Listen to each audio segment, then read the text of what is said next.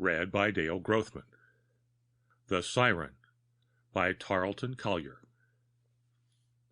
With an abrupt jerk, Joe Wilson, from lying on a cot in a little tent, lifted himself on his elbow in an attitude of intent listening.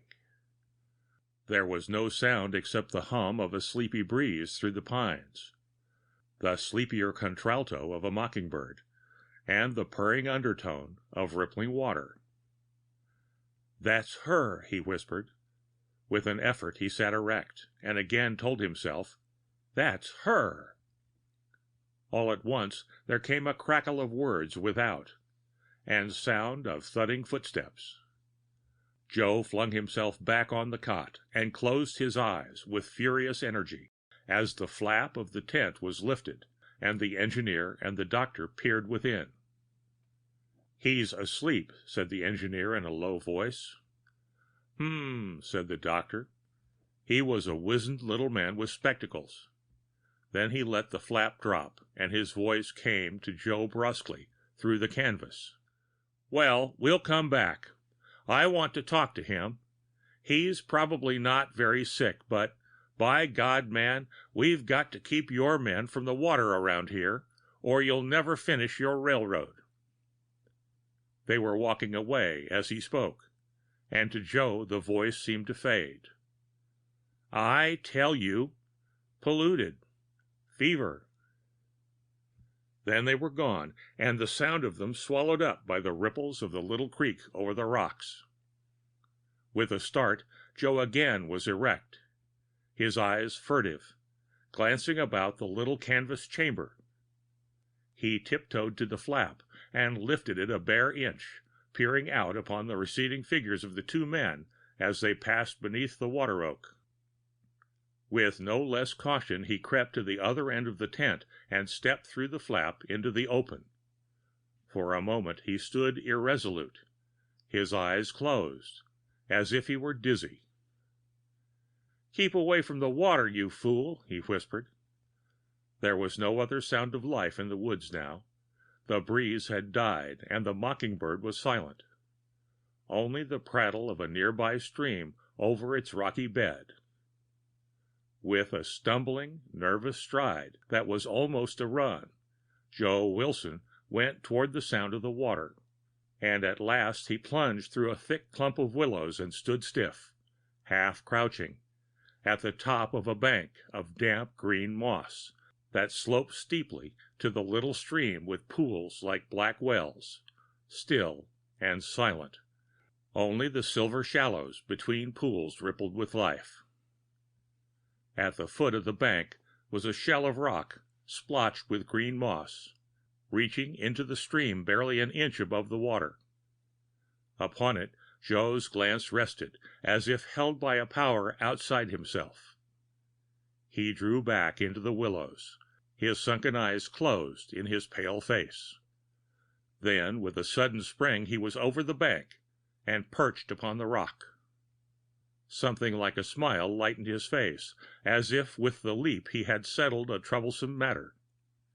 He sat down as easily and comfortably as he might, his legs doubled, his hands clasped about his knees, and stared intently at the bleak pool at his feet. And then, between a closing and an opening of his eyes, a woman was there where he was looking for her. There was no sense of suddenness about the apparition. Only when he closed his eyes against dizziness, there was the water and nothing else. When he opened them, an instant later, she was standing in the midst of the pool, almost where he could touch her. And it was as if she had been there all the while. The water reached a little above her ankles. Her legs were bare to the knees, clothed above that, and her body as well, in a soft, clinging garment of white that seemed a part of her. White throat and arms were bare. Her face was alive with a pleasant smile. Her eyes, of green and gray together, were alive and pleasant too. "You are late," she said. There was something of the stream's bright ripple in her voice. Joe Wilson could only smile in answer. Then his smile faded, and his face was scornful. and somewhat stubborn. "Yes," he said, "and I came near not coming at all. I swore I wouldn't." "But you came," she said, still smiling. "Only to tell you that this is the last time." Her smile, merrier now, was accompanied by a sound that might have been the gurgle of the little whirlpool in the rapids. Or it might have been a low note of laughter. "You didn't mean it, then? That you love me?" she chided, coming nearer. It was not by a step that she moved, or by any perceptible effort. The space between them all at once was lessened, nothing else.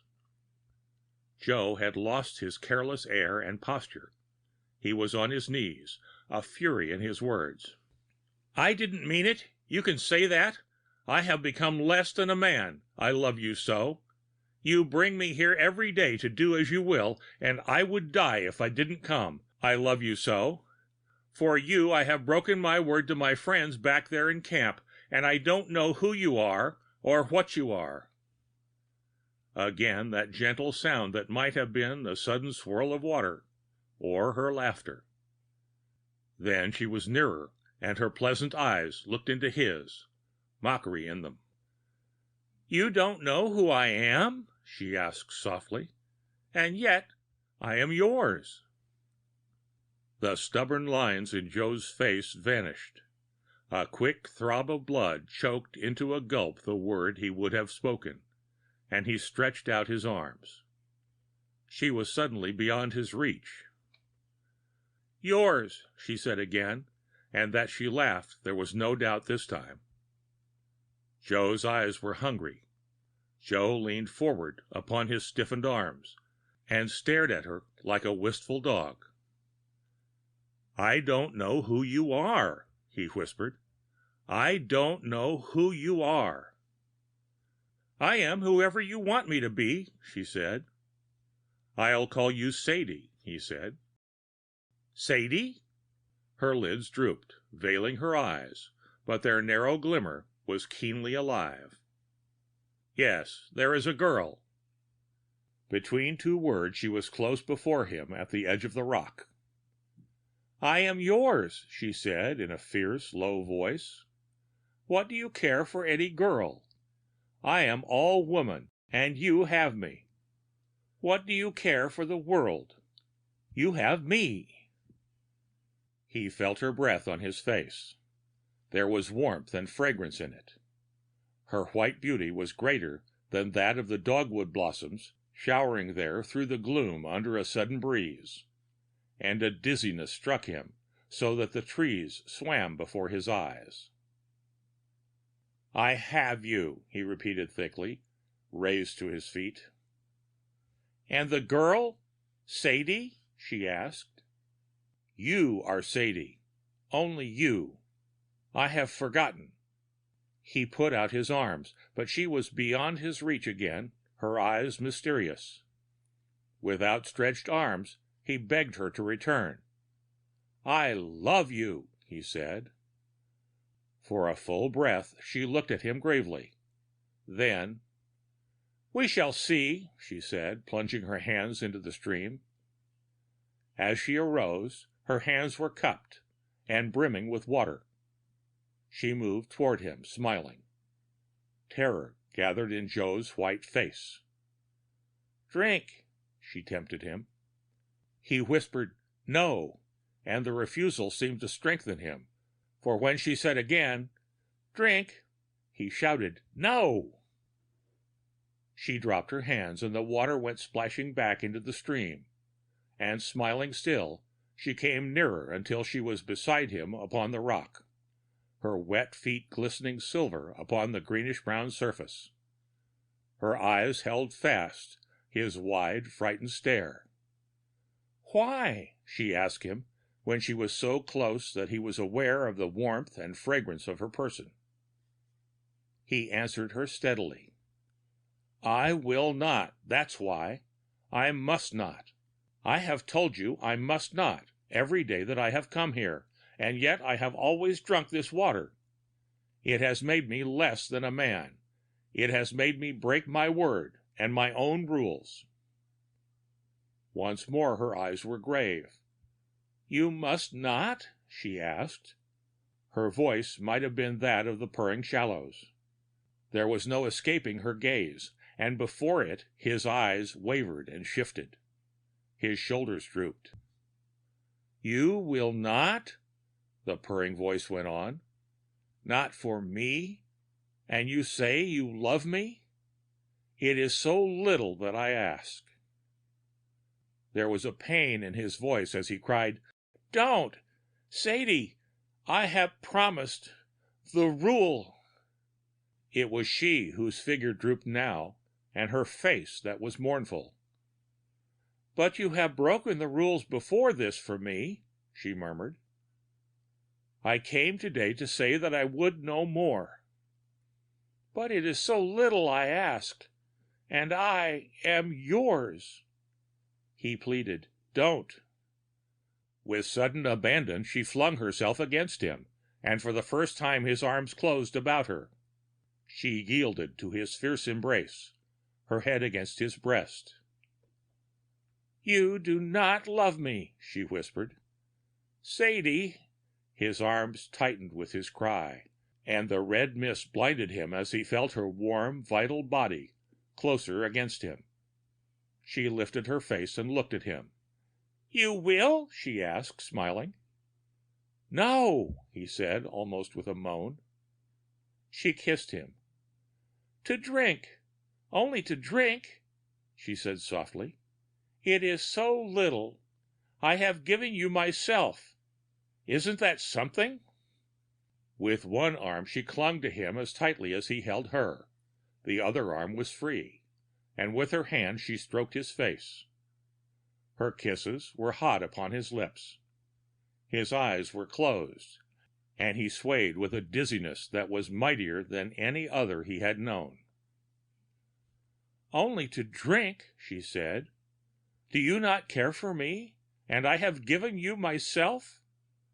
What are those men in the camp to you, they and their rules? You will not drink, yet I give you this." Her lips met his in an eternity of giving and taking. "No," he said again, but his voice quivered and broke, with the plain message of surrender.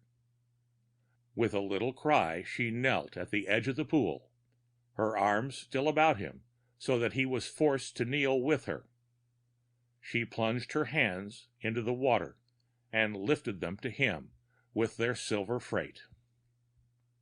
With an eager, moaning sound, he drank the cool water, and as he did so, the red mist before his eyes thickened, and his ears roared with the thunder of blood within. To drink became then his passion, and he cupped his own hands, filled them with water, and drank. For a moment the mist cleared, and the roaring eased. He saw that he was alone on the rock. "Sadie!" he called. The answering sound might have been only the prattle of the stream, or it might have been low laughter. The thought came to him that perhaps she had fled to the bank, and with prodigious labor he clambered up the tiny slope. She was not there. He parted the soft-blown curtain of the willows, and through the fronds that were so light a bird might have flown through them. He gasped with the effort it cost him. Staggering into the sunlight beyond the fringe of trees, he found that she was not there either. He tried to run, but only stumbled, lifting himself painfully to stagger onward. Then the mist of his delirium closed upon him, and the blood at his eardrums pounded, and the tumult came out of the earth and sky to overwhelm him.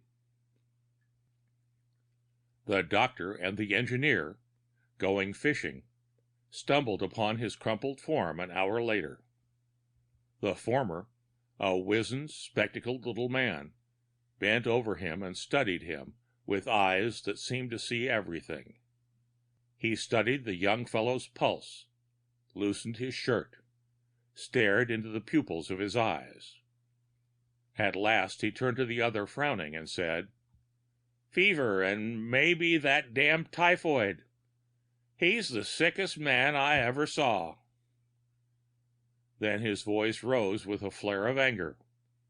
"Say, can't you keep these fools away from this water?" he asked. "There's death in it." The end of The Siren by Tarleton Collier.